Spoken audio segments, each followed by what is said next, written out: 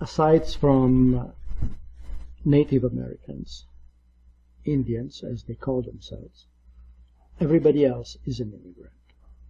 One major exception is the experience of African Americans.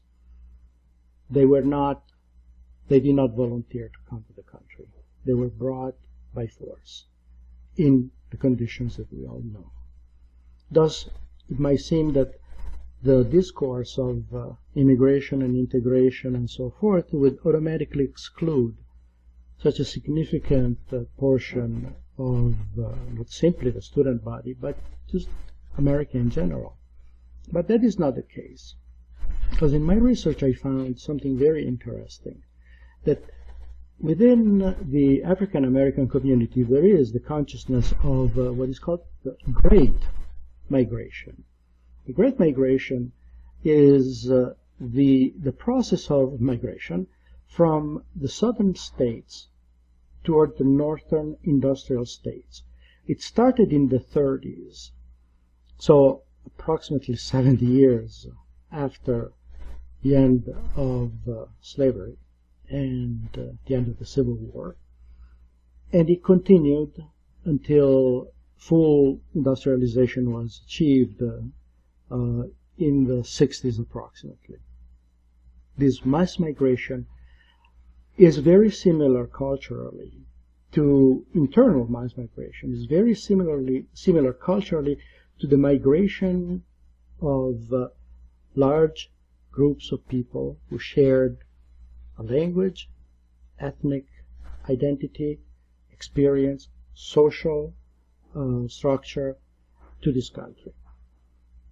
Most of the African Americans who came from the South came from the rural South. They were working in the fields. Most of them, if they were working at all, and we know what kind of conditions of deprivation and oppression they were living in apartheid, those people were at most sharecroppers, very, very poor farmers.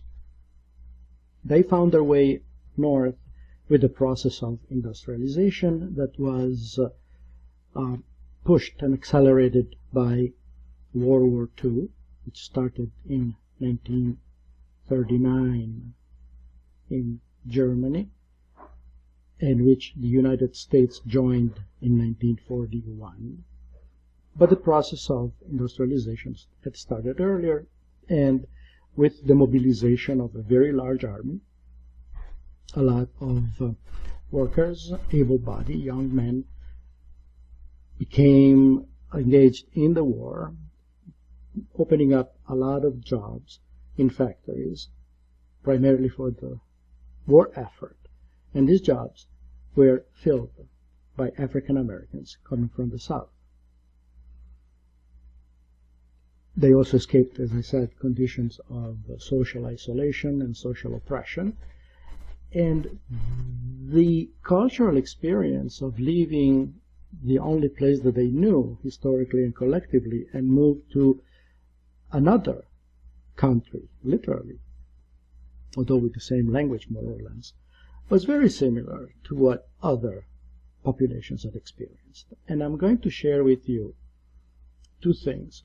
One is a radio show with a professor, author of a book about the Great Migration, and also an exhibit by an extraordinary artist that closed last fall at the Museum of Modern Art, MoMA, in New York, that represents in 40 rather small paintings, moments, vignettes, experiences of African Americans leaving their native areas and moving up north. And in fact, I'm going to put a pause here so that I can include those two elements.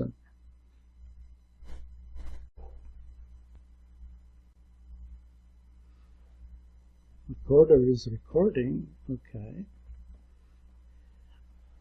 This is the exhibit that MoMA organized. It was titled One-Way Ticket, the works of Jacob Lawrence, the first African-American artist to have a personal show at MoMA.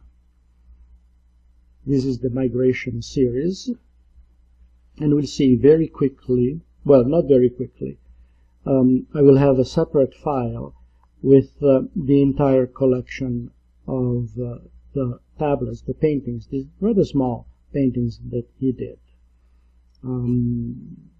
So this is just to show you one important document in artistic form of this enormously important migrant experience.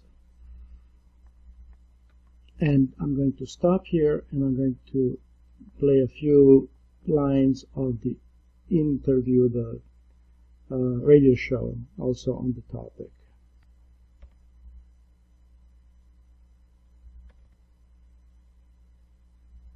Hi, this is Brian Lehrer. You're listening to WNYC On Demand, podcasts, streaming, and MP3 downloads, available when you want to listen at WNYC.org and iTunes.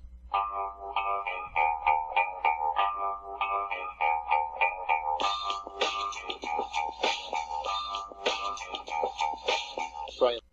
Well, from World War I until the 1970s, almost 6 million African Americans were involved in one of the biggest population shifts in history, the Great Migration, away from the American South to points north, east, and west. Isabel Wilkerson is a child of that migration, and her book about it, The Warmth of Other Suns, the epic story of America's Great Migration, was published last year to great acclaim. Isabel Wilkerson was a reporter with the New York Times, where she won the Pulitzer Prize for feature writing, becoming the first African-American woman to win the prize, and the first African-American to win for individual reporting. The book is now available in paperback, and she joins me today to talk about this history and to hear your story. So, Isabel Wilkerson, welcome back to WNYC. Great to be here. And okay, this is the preview, and then I will post the entire interview on the link to the entire interview on the homepage and on the lecture for today.